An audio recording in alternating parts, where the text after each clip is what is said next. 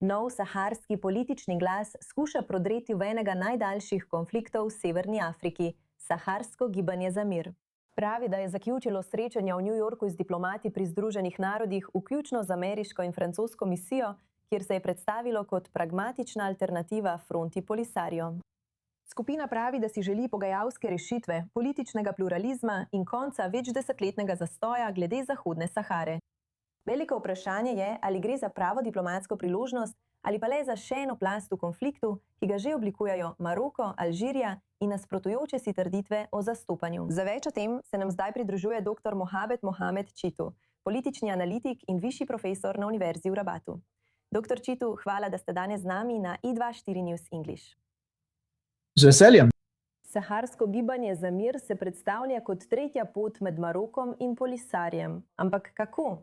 Ali so lahko resnično srednja pot, če tako rečemo?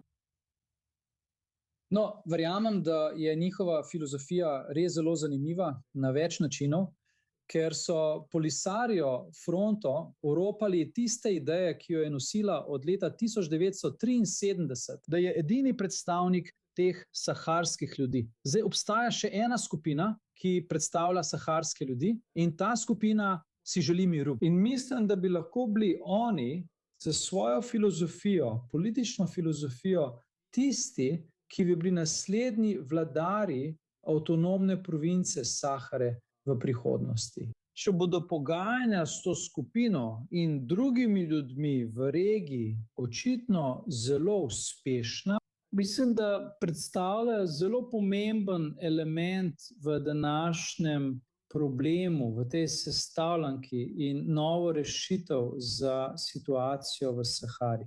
In resnično upam na načrt avtonomije, ki so ga Maročani predstavili leta 2007. Ameriški veleposlanik pri Združenih narodih Mike Waltz je po srečanju na družbenih omrežjih zapisal, da je bilo odlično srečati se z njimi in da so saharski glasovi zavezani miru, ter da bi jih moral svet slišati.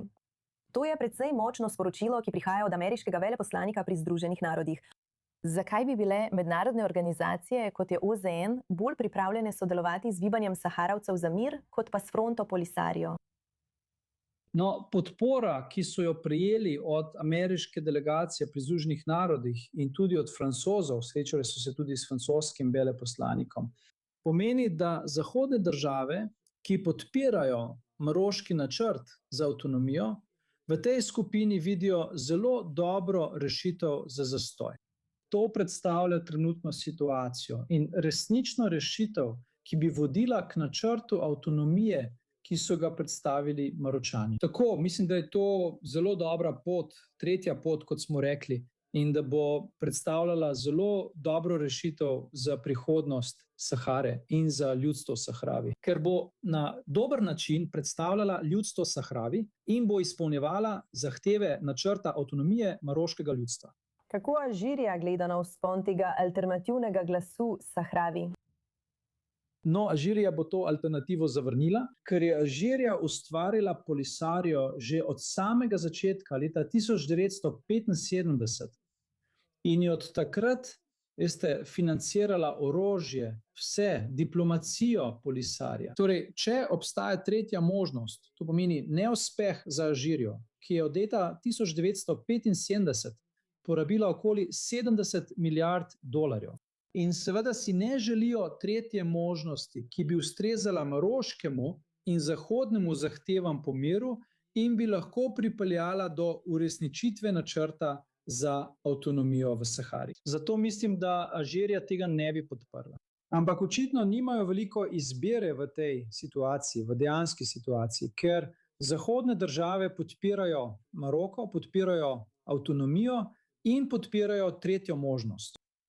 Kako torej vidite, da bi to gibanje, ki se je pravkar zbralo v Združenih državah, lahko dejansko privedlo do resničnih sprememb na terenu? In kako hitro lahko pričakujemo, da bomo videli nekaj teh resničnih sprememb?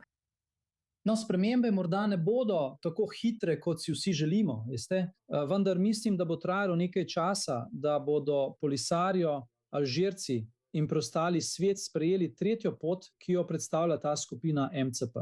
Ampak mislim, da je to dober začetek za prihodnost, za načrt avtonomije in za rešitev v Sahari, ki je že več kot 50 let v slepi ulici. Dr. Mohamed Šatu, lepo, da ste danes z nami na i24 News English. Hvala, da ste delili ta vpogled. Hvala, da ste me povabili.